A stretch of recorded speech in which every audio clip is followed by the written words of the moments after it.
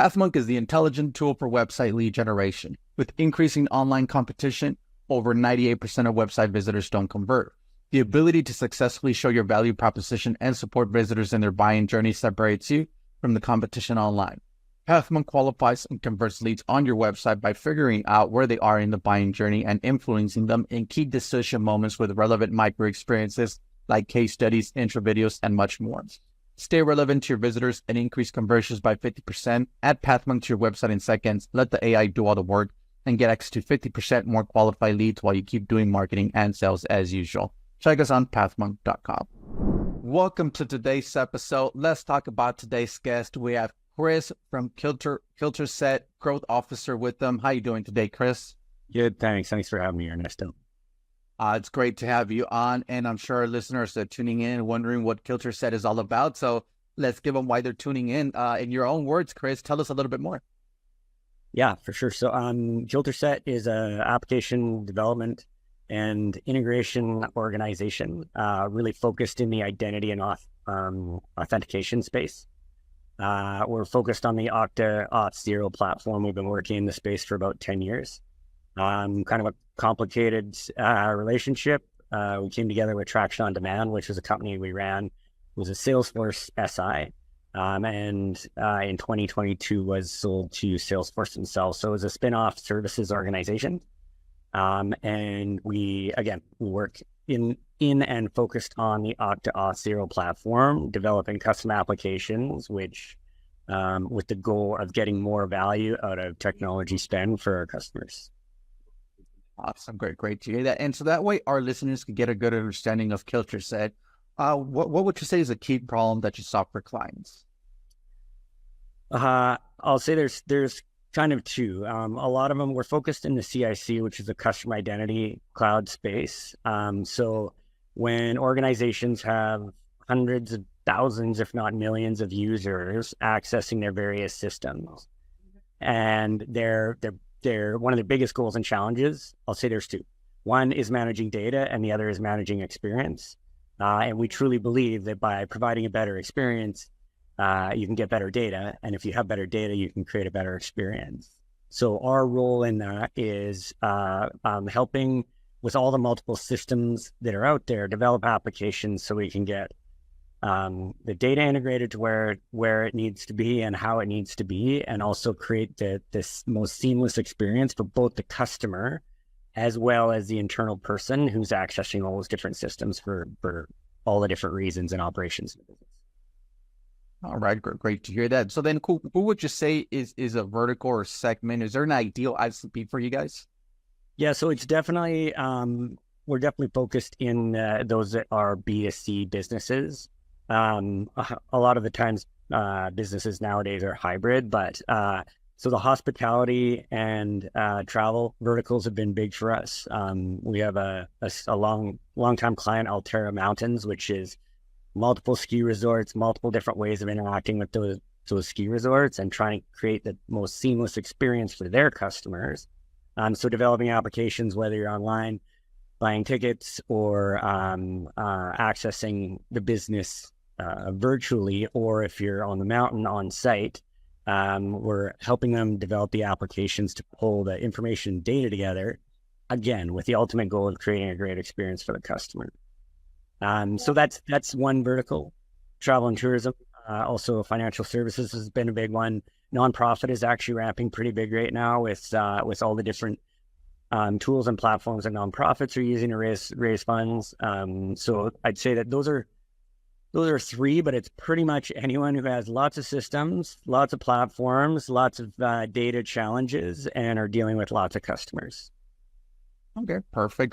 Great to hear that from you guys. And so how do they usually, like, for example, right, you mentioned the hospitality vertical. How does someone typically find out about Kilterset? Is there a top client acquisition channel that you guys have? Yeah, so we're very channel and partner focused because we're focused in the Auth0 and Okta space. We go to market together. So our customers usually come from customers who are already on the platform looking to get more value out of it, or be enabled further on the Auth0 platform. or customers where ourselves, they've either come through us and through referral and website and finding what we do in the authentication application development space. And then Auth0 selling the platform. Now, as far as the platform goes, we fully believe that we pick a horse, and the strongest and best platform out there is Auth0. So it's a little bit win together, lose together. If it's not Auth0, we'll qualify them out. And oftentimes, like I said, if a customer comes to us looking for identity challenges or authentication challenges, we're going to drive towards the platform. And oftentimes they'll go to the platform and Auth0 and Okta themselves, and Okta will recommend us as those that can help develop platforms and get more value out of the technology that they're either already paying for or about to pay for. All right. Awesome. Great to hear that. And for our listeners, you could always check them out at kilterset.com. What role does the website play for your client acquisition, Chris?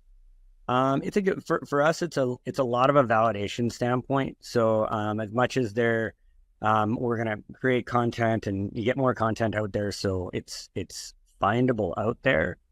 For us, a lot of our business is going to come through partner and customer referral, and then those that are referred come and they kind of want to validate. So our main, like when it comes to content, we want to make sure that we're defining what the problems that we solve are. And creating a place where people can validate that we are the best partner to help them solve those challenges, and also the validation with the Okta and Auth0 partnership that we are in that space. So in addition to our website, we also have the partner channel and marketplace in Okta, where some products and accelerators that we're developing will live, as well as when you go on their partner site, you'll see Kilterset there as a partner for Okta and an option for Okta specifically in the CIC space. All right, awesome, great to hear that. And as far as some lead generation from you guys, from you, Chris, what are some tools or tips or methods that you would recommend to our listeners? Well, we still kind of say content is king. It's getting fairly messy with the ability to create content through AI and self-generated content. But I do think that findability out there and having good content. Now, that said, there's I'm a big fan of 6sense for website, is an AI platform for helping manage some of that data that comes from unidentified the unidentified person on your site and help converting those more. As well as I truly believe in this. It's a time of trust. And although people are looking for content, there's so much of it out there. So they're looking for content that's referred by others or shared by others who they know in their networks. So LinkedIn is a huge platform for us in the business space. So if we create content on a blog, we're going to share it and promote it and get it out there on LinkedIn. And vice versa, if we're spending time or someone's created content that we believe in LinkedIn, then we'll build complementary content and add it to the site. So we'll bring those two worlds as well. All right, great to hear. But let's switch gears a little bit. All right, I just stopped there because I was hearing somebody in the back. The background, yeah. Hang on, just hold. Yep, okay.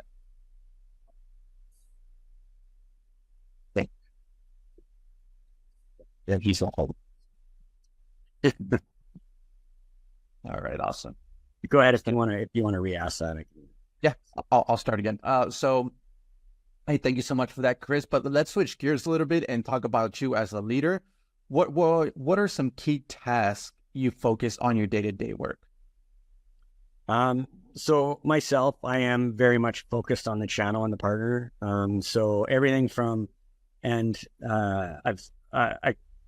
I grew up as a brand marketer and really understanding and getting the brand nailed and then demand gen on top of that. So I look at those two. So I would say that we're at the point now where we've got our positioning and we understand how we're going to market. So now it's more around that demand gen. So day to day, we are focused on getting our messaging out through the channel and to the channel.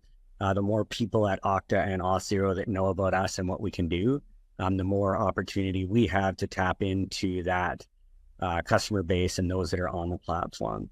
That said, we're doing some data and data mining to try and find out who are those customers who are already subscribed to and paying for this technology and this platform, who could use help in getting more value from, again, the spend that the dollars they're already spending on the technology. Sounds like you have a full plate there on your hands. So definitely kudos to you, Chris.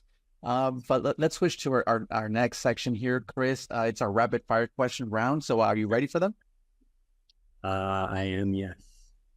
All right. Start off easy here, Chris. What is the last book that you read? The last book I read, actually, so with this one, I'm going to answer this one differently. The last book that I bought, and I just pre-bought it the other day, is a book called Learned Excellence by a fascinating human being by the name of Eric Potterat.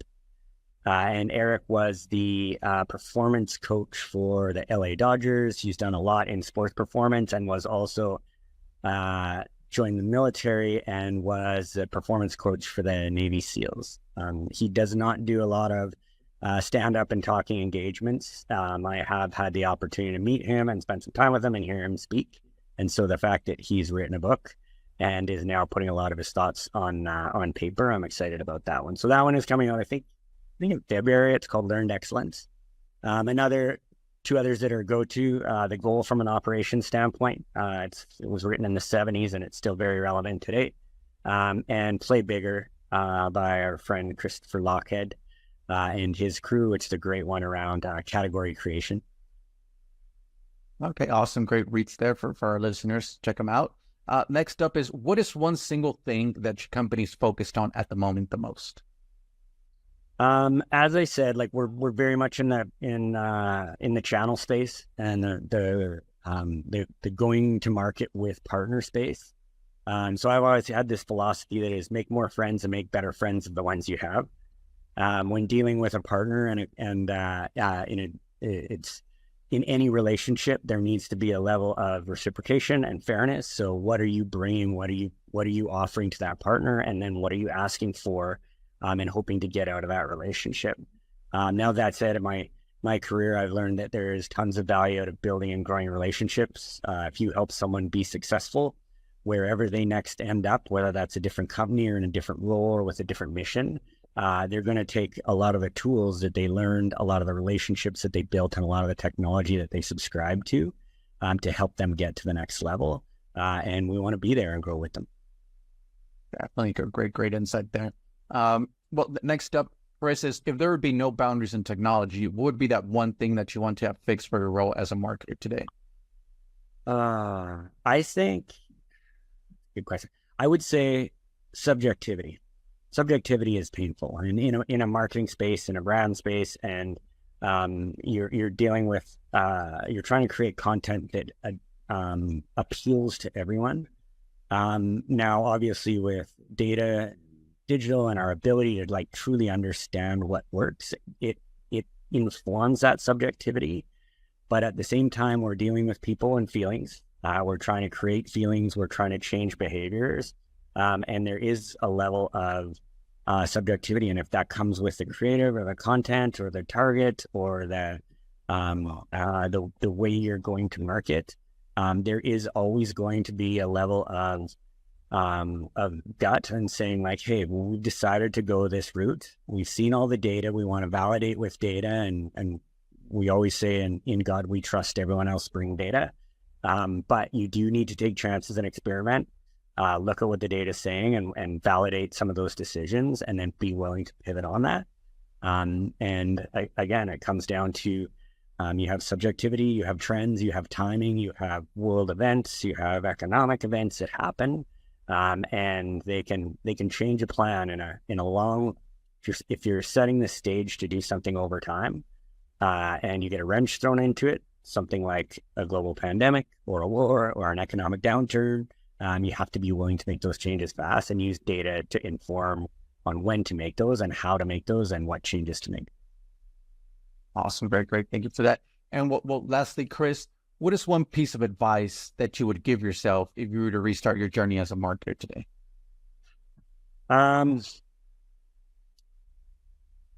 I think I've learned this over time, but we learn it right out of the gate, like the value of data and truly understanding it. That said, I started from a brand and a design and a marketing standpoint. But I do believe if you're going to spend money telling a story, I would rather spend those dollars creating a story that people want to tell. So back in the day, we were talking about media buys and impressions and eyeballs, and then there was this shift that I got to live in my career. I lived through, which the shift was and I guess it's the difference between earned and paid, and the value shift in towards earned media and creating great content that people want to share. And that does tie back to that: make more friends and make better friends than the ones you've got. So if someone has come to you and you built a relationship with someone based on the way you were, continue to tell them who you are and who you're becoming. Definitely some great advice there. Thank you so much for that, Chris. Well, Chris, thanks a lot for being on the show with us. I do want to give you the last word. If someone forgets everything about the interview today, what is that one thing they should remember about your company? Oh, that's a good one. I would say if you understand and respect the value of data in a business and as a marketer, then you should be digging in to understand the importance of identity and authentication and what the impact of that can be on your data. Awesome. All right, guys. Well, you heard it there. You could always visit them at kilterset.com. Application development plus data integration with identity at the core. Chris, thank you so much for being with us today. To our listeners, thank you so much for tuning in and looking forward to our next episode at PathMonk Presents. Thanks a lot, Chris. Awesome. Thank you, Ernesto.